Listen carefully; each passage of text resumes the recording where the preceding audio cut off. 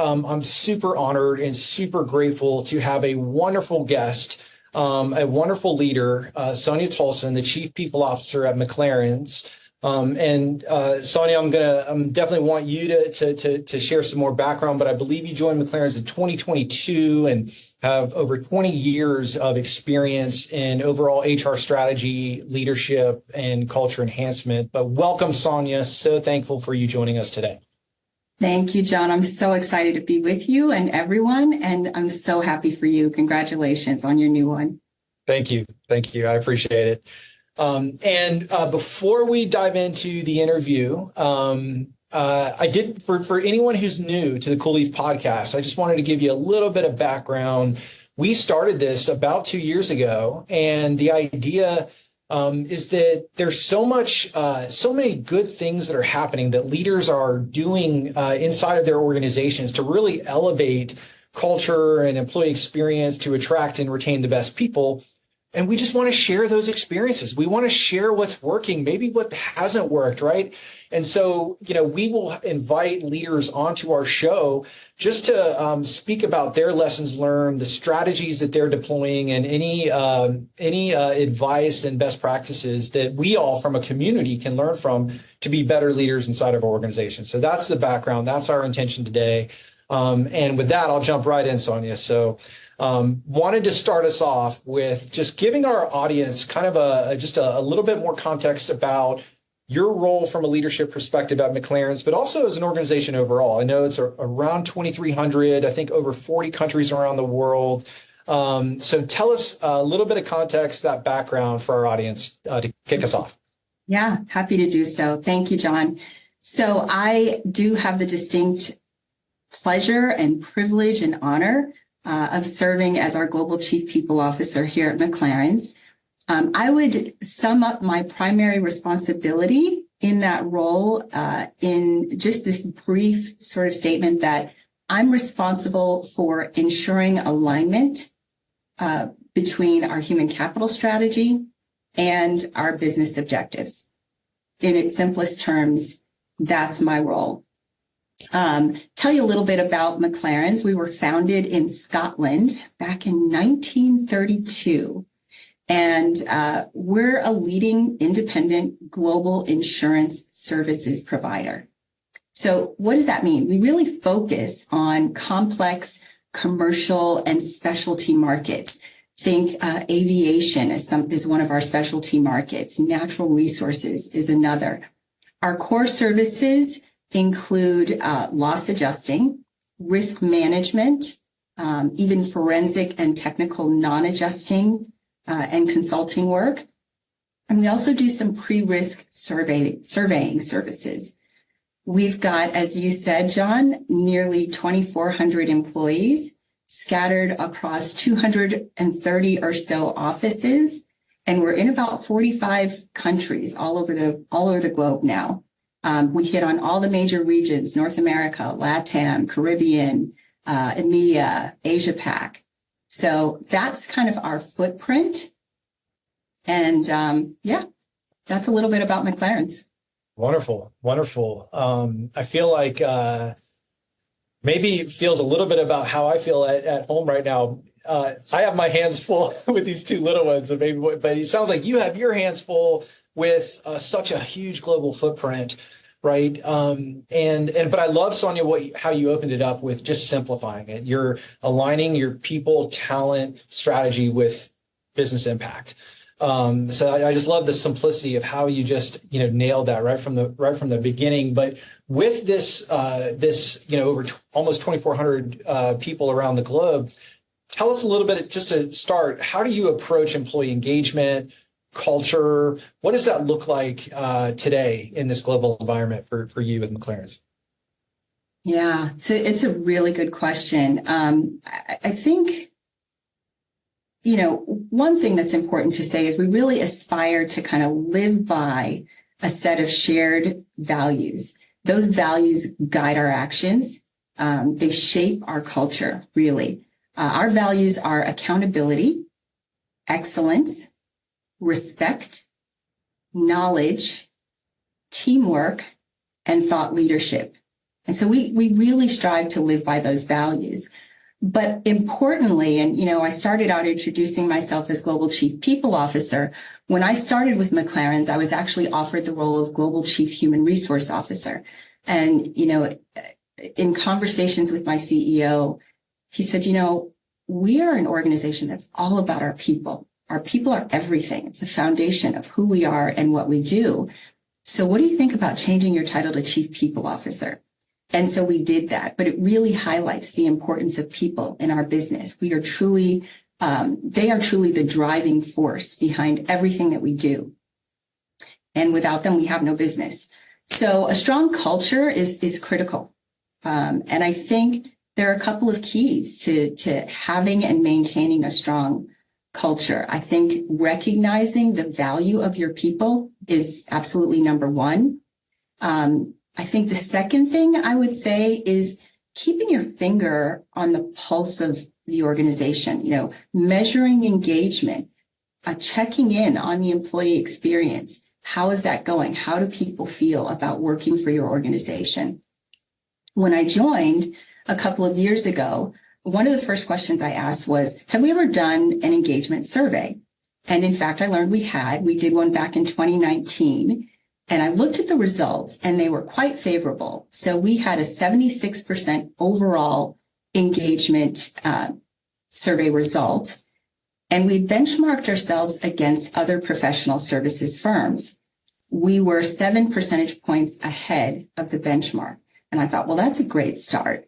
But I also realized that since 2019, we had grown considerably, both in terms of our footprint globally and the number of people that we have. And we also grew quite a bit by acquisition. And so there's a lot that goes along with that, as you're, that, John, you've recently been involved in that. And so a lot goes along with that. And I wanted to kind of recalibrate and see how we were doing with our engagement. So in 2023, last year, we did our My Voice employee engagement survey, and the results were even better than the 2019, despite the amount of growth and rapid growth that we had experienced. So we had an 80% overall engagement score. That was 5 percentage points above the benchmark. And the third party that we engaged to do the survey for us said, you guys will be really lucky if you can get 65% participation rate. And we had a 77% participation rate. So I think that speaks to the strength of our culture, and that people really do want to have a voice and believe that their voice matters. So that's the second thing I think that contributes to a strong culture. I would say the third thing for us is we've got this really unique entrepreneurial spirit, and it's underpinned by a humility, a servant leadership. I do a lot of interviews in my role, and when I'm speaking to people, to candidates, I will often tell them, this is my favorite job that I've ever had. And it's because of the culture. It's because of the people I get to work with. I've worked with some really smart people over the years with degrees from top schools and across the nation. But that having that element of humility and servant leadership is huge. And it goes to thought leadership, one of our values. I think inspiring that entrepreneurial spirit, and then that permeates down through our organization. Our managers at every level, on the engagement survey, our management effectiveness rating was 80%. And I know I'm throwing some stats out there, but these are exciting things to me. And it really speaks, I think, to how healthy our culture is and how engaged our employees are. We know that the number one reason people leave companies is because of their manager. So to have a manager effectiveness rating that's that high feels really, really good. But those are the things I would attribute our strong culture to. I know, I appreciate that, Sonya. I love, near and dear to my heart, one of the things you said, the entrepreneurial spirit, for sure. And there's a lot we can dive into, and I want to do that into our next topic as well, which really is, it's an interesting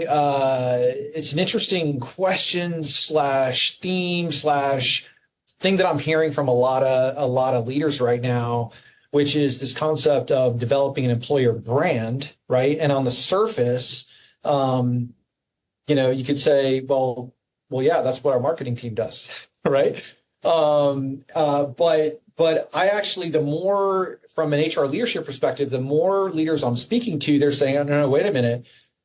What about your internal employer brand, right? And there's kind of this coming together around strong internal employer brand equals strong employee engagement, right? And so with the things that you shared about the McLarens culture, I wanted to learn from you, and you could share with our audience a little bit today. One, how did you, how did you, the McLarens team, decide to take on this project, if you will, of rebranding or really just kind of putting a new focus on your employer brand? Tell us a little bit about what that experience has been. What's your role as the Chief People Officer been? Any kind of lessons learned so far? Just wanted to kind of tee up this because this is what I'm hearing from a lot of other leaders, and it's a little bit different, right? It's okay, yeah, employee and surveys and engagement, but employer brand, really? So talk to us a little bit about how this got started, what this looks like for you, your role, and just give us this context around employer branding in terms of how it relates to employee engagement. Sure, happy to do so. Another really great question. So we were in a leadership team meeting, John, and we were discussing how we could enhance our recruitment efforts. And one of our leaders said, I think we have to first know what we're trying to attract people to and what then keeps them here. And that was the start of it. And immediately I thought employer value proposition, we've got to start there. What is our brand? Who are we as an employer? We all know that candidates these days are really savvy. They're looking for value that the employer can bring to them. Everyone knows there's a war on talent, and we in our business exist in a very competitive, highly saturated market. So being able to differentiate ourselves from our competitors in the same way that you want to do that as a part of your broader corporate brand, we wanted to be able to differentiate ourselves in the market from our competitors from an employer standpoint. So we're not only trying to attract and find the top talent, but we know they're shopping us. We also realize that we've got this largely remote hybrid workforce, and therefore it's become increasingly important and more important than ever, I think, really, to understand what motivates our colleagues. So we knew that if we could crack the code on the value that we offer as an employer, then we could not only attract that top talent, but probably realize, not probably, but assuredly, realize better outcomes in terms of employee engagement and retention, yes, but also employee productivity and revenue, things that are true business drivers. And so that's why I felt like an employer value proposition was really important for us to understand and get our heads around. My role in this process, I'm very fortunate to be surrounded by a team of really, really strong individuals who are great at what they do. And my director of HR for our EMEA region has really run with this particular project. But I've been involved every step of the way. And it's, again, back to aligning that human capital strategy with corporate objectives. So I just wanted to make sure that every step of the way we were being true to who we are and our vision and mission as an organization. So how we went about this, we needed to first understand what it was about McLarens that made us special. What's our secret sauce, right? We did that by engaging a third party first, and we partnered with them to speak to our leaders and our employees across the business at every level, every region, every business unit, all were represented. And they held these focus groups, and what we heard was real consistency and resounding kind of collective voice around three main themes. We've come to call them pillars, and each one begins with a P.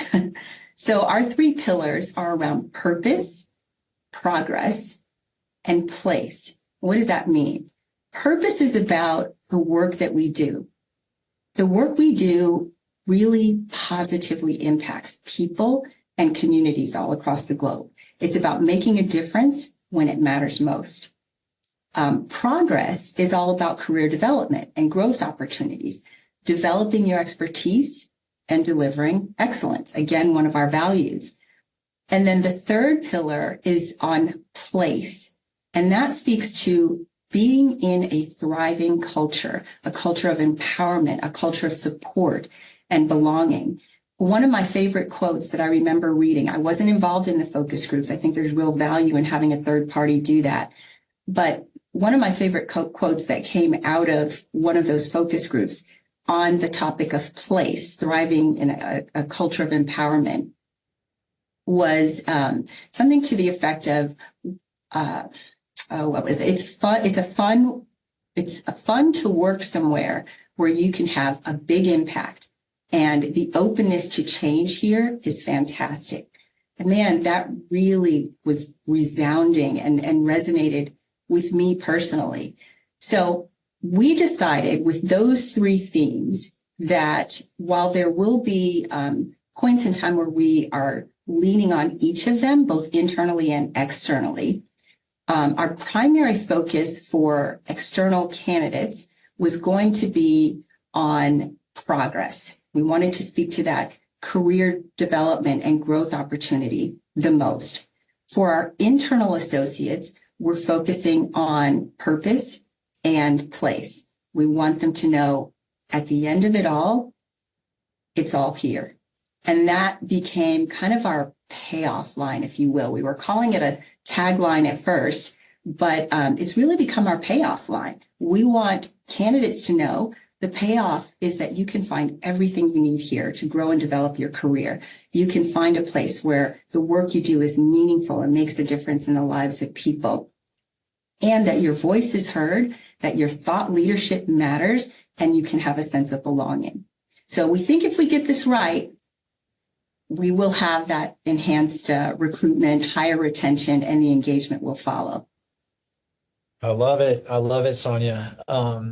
Really interesting too, because you said, just to kind of go back, it started with a conversation around recruiting. And so I think in my mind, we're wanting to attract customers all day. So it's like we got to be up front the why behind why you want to work with us as an organization. Well, same thing, right? Why does a candidate want to come and invest their future and time and energy and everything, their family, with McLarens as an organization? So I love that, how that came together. Sounded like, through a third party, a series of guided, facilitated focus groups to really, at different levels of the organization, to really surface up themes, what really matters, right? And so then you landed on these pillars, right? The three Ps, purpose, place, and progress. And so boom, right there, you got your branding, I'm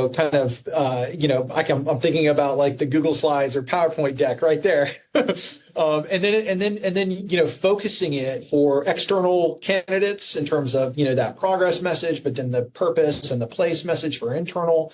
That was super helpful to kind of hear how it started to come together. My next question, which perhaps is some of what the audience is thinking, which is, that sounds great. Well, how do you bring that to life, right? Like, how do you communicate an EVP across the globe, right? Or, over 2,300 people. So talk to us a little bit about, okay, you did the work, you got the foundation set. Now, how do you activate the EVP? What are some lessons learned when it comes to actually activating, deploying that? Yeah. In fairness, John, I have to tell you, we are just on the cusp and just getting started with the deployment, right? So we just completed our employer value prop playbook and toolkit that we'll use for guiding how we roll it out. So we're just starting to dip our toe in the water, but it is going to be, I think, a huge undertaking. And you point out rightly that in a global organization, we've got to be ever mindful of the different cultures, and not just cultures. Again, it's not just about geography, but also what about the businesses that we're acquiring? How do these themes resonate with them? How do we mesh those cultures and be respectful of the differences in the various cultures? So we're thinking about those things. We are trying to be intentional about how we message our brand, our employer brand, across the different cultures. Some of the strategies that we have undertaken already include a revamp of our company vision and mission statements. And these are kind of foundational to the EVP work that we did. A clear message that came out of our My Voice survey was that not everyone felt connected to our vision. They couldn't quite figure out, well, how does my job connect to that grand vision that we have as an organization?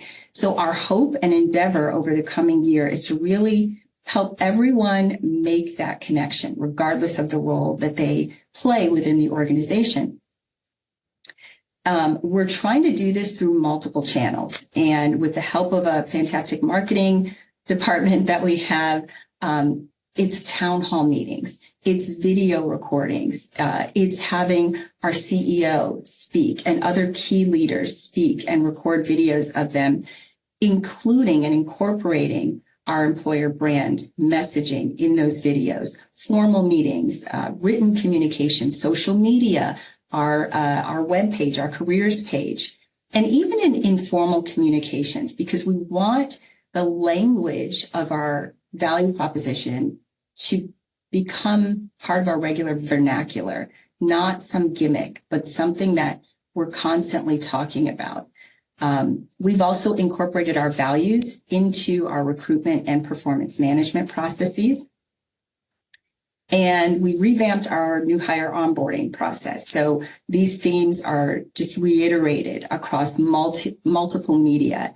And then last but not least, and importantly, I think, we have a rewards and recognition program, but it really highlights the elite of the elite across our organization. However, one of the key things that we're looking at in selecting those individuals is how well do they live out our corporate values? We have actually just solidified a partnership with CoolLeaf, which I'm very excited about. And so we're going to be looking to incorporate our branding message in that as well as our values. Oh, that's wonderful, Sonya. And I thought it was interesting that you said that you and the marketing team, your team, have developed a playbook. And so this is a resource that it sounds like you're going to be able to pull from for town hall meetings, for internal communications, for social media posts, and it's that everyday messaging that essentially reinforces back to the pillars to just remind folks, like, this is the why behind why we have this, and bringing it to life. So I really like that idea of a playbook that we're all working from. We're all, the whole executive team, all managers, we have a playbook that is guiding us. So that's I don't know. I'm always picking out little nuggets that I hear, but I love that.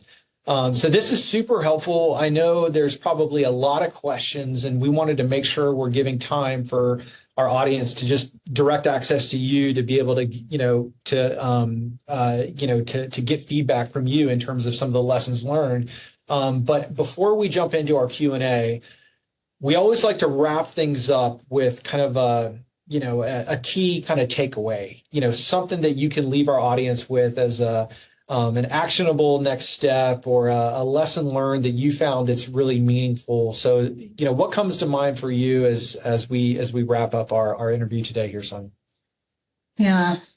I would say, John, one of the biggest things that I think will be most impactful in deploying our EVP is engaging our employees in the branding process, right? So we engage them from the very beginning when we held those focus groups. But even in the artwork that we have, the collateral that we'll use to post on our careers page and on job postings and things of that nature, we used actual employees in those photos and images of various parts of our business, and no business unit was left out. So there's representation across the entirety of the business in everything that we did. So I think that's a big one. Involve your employees in your process. And then I would just say, focus on authenticity and alignment, aligning to who you are as a business and where it is that you want to go, and make sure that what you are creating from a branding perspective is truly authentic and resonates with people across your business. And I think the last thing I would just say is it's probably going to be an ongoing journey. We do not have it all figured out yet, and we will continue to learn as we go, and it'll probably be iterative to some degree. But yeah, those are the things I would say. This is wonderful, Sonya. Thank you so much for just being willing to share, your lessons learned, and I love how you ended that with, getting employees involved and having that authentic voice to reflect everything from artwork to graphics to make sure that representation is there. So love that. Thank you.